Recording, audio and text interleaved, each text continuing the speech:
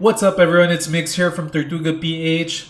I'm a guy that uploads tattoo videos and anime videos, so if you like all this content, reviews, tutorials, basically anything about animes and tattoos, well, subscribe to the channel and hopefully you watch my videos. I upload at least 3 times a week, random days, so hit that bell and be notified. In today's video, we're gonna take a look at my one of my first portraits. Actually, I've been tattooing for 5 years, and this is the first time I tried doing a realism black and gray portrait, which I don't really normally do. So I use a bunch of shading techniques in this video.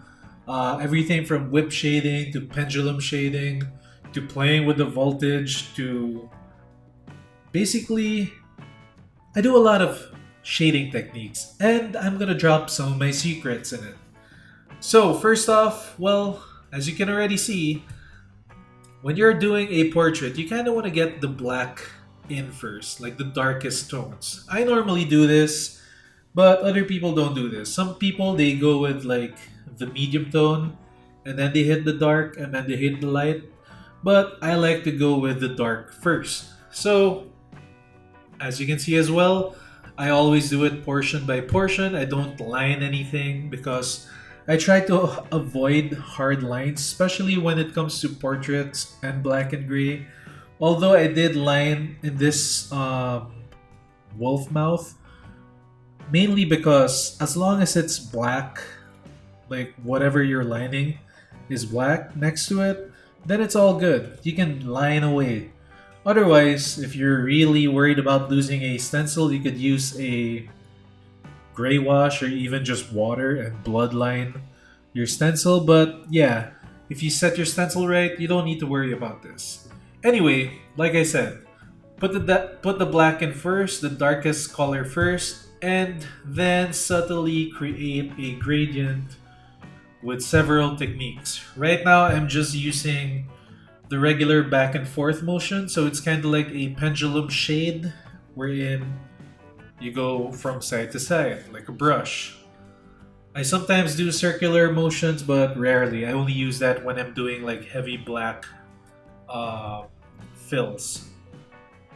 Right now I'm working on the fur of the wolf, and for this texture you can use a magnum needle, or you can use a liner.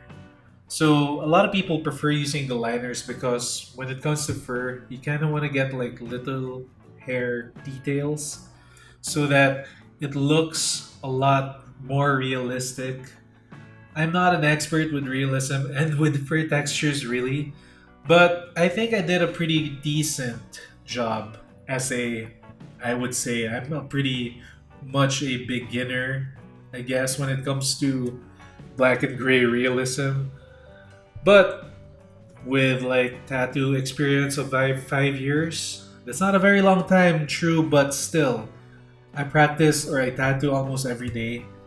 And yeah, I think I did a pretty damn good job, if I don't say so myself. Pat myself on the back with this tattoo.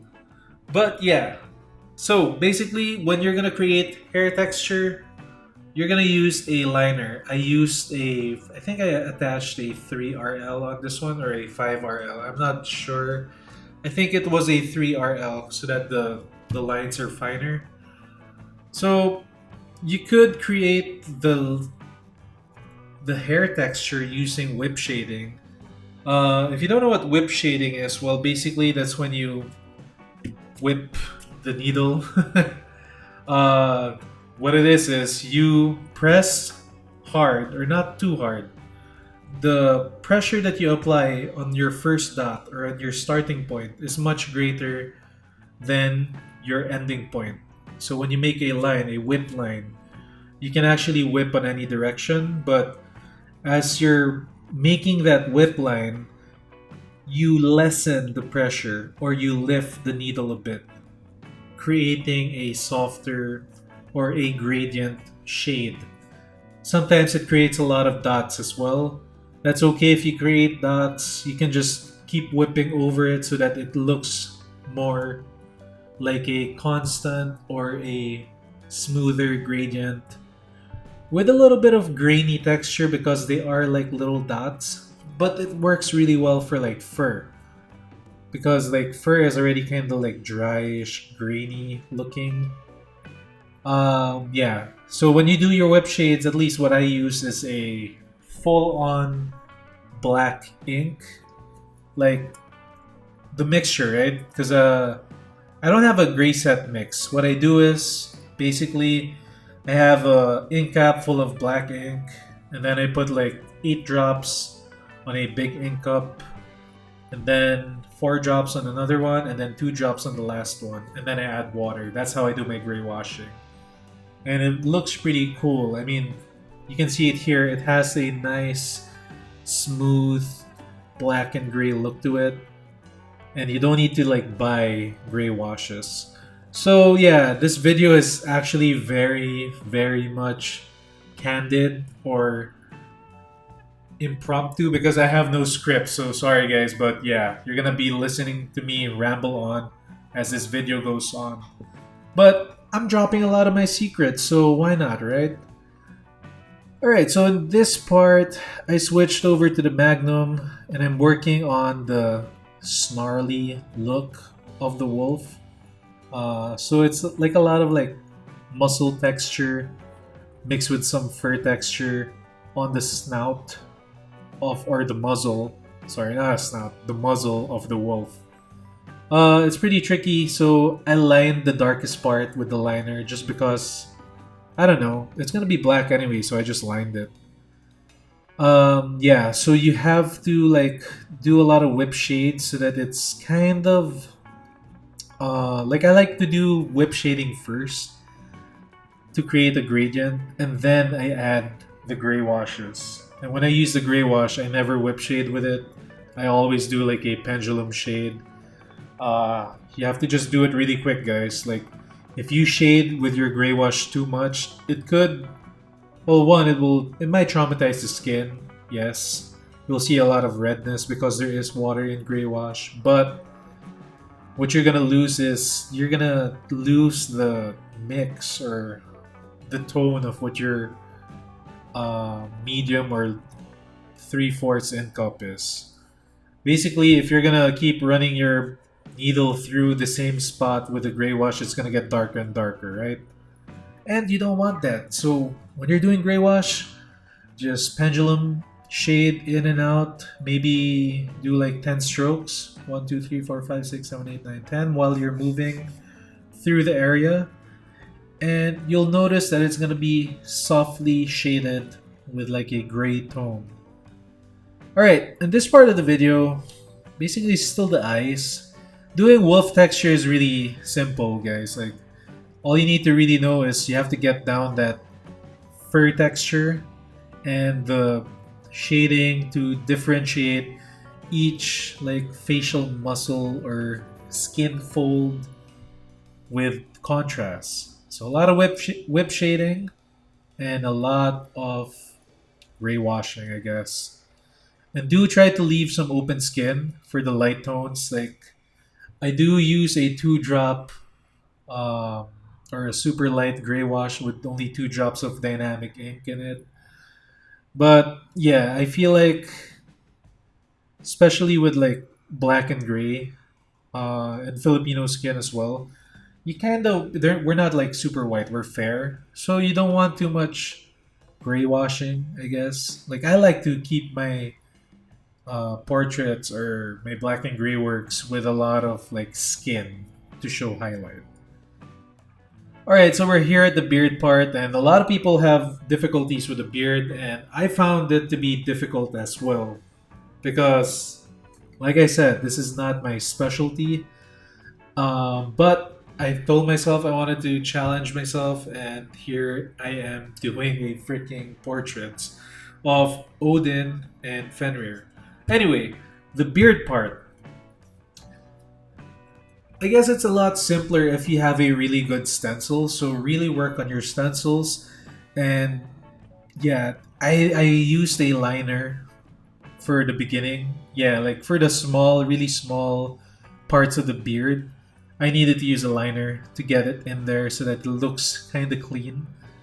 Um, it kind of looks hard right now, like imagine the beard of Odin had like gel in it. That's kind of what it looks like right now.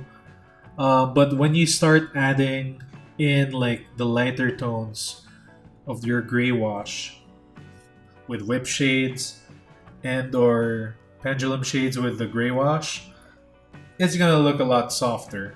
Especially when you even put in the white ink. When you put highlights, it will make the whole thing soft.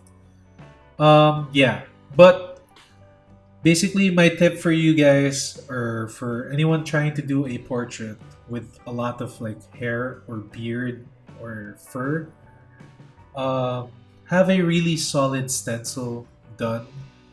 Like, take your time creating it. If you have a printer, even better. But if you don't have a printer, then get every like nook and cranny of the printout and like color in the stencil part that's like dark on the beard.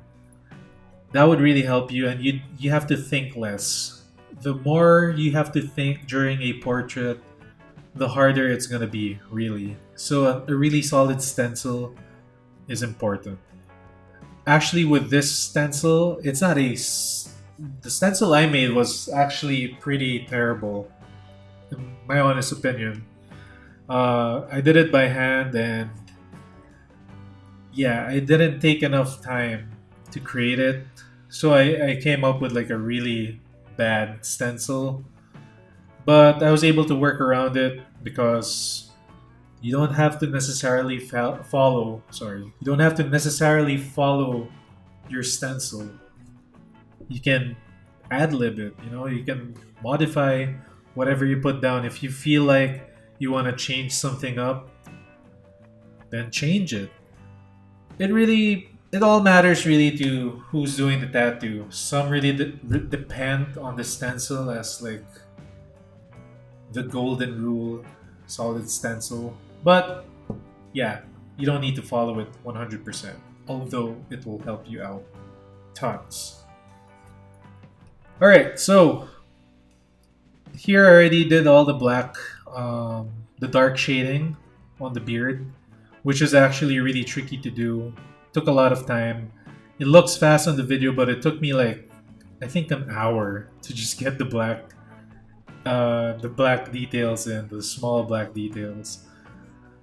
I had to like wing it a lot of the time, and it is permanent. You don't want to mess up someone's arm. You want to give your best work, so take your time. So here I'm trying to smoothen out the beard because I found it to be really rough and like gel-like and hard. So I ran it through I used my Magnum on it. By the way, I'm only using a 5 mag, so it's a very small Magnum because I can get into like little details. All right, so we've hit the face part. Basically, when you're tackling the face, that's when it gets a little bit stressful because this is where you don't want to mess up the most, right? So try to create an outline without using a liner. If you use a liner, you're gonna kill yourself. You're gonna kill the portrait. You're gonna make it look stiff if you're gonna use a liner on any facial features. So instead, use a Magnum needle. Don't use a. You could also use a liner, but like do it carefully. I prefer the mag because it has like smaller dots and it's a softer shade. So you have to kind of shade around the features to create a line. So you're creating a shadow of the nose, like what I'm doing now. I decided because I already had the beard, right? So the next thing is the nose. You kind of sculpt it out. It's like creating a. I guess it's kind of like creating a charcoal drawing, wherein you don't have any hard outlines. You kind of just shade the whole thing, which is really what a portrait is. It's mostly shading and very, very little lining. So yeah, I decided not to go too dark because I didn't want to mess it up. I went with a medium. I went with my medium gray wash so that if I make a mistake, I can always like reshape the nose with a darker tone. All right, so putting in the cheeks, create the cheeks with a darker. I use a 3/4.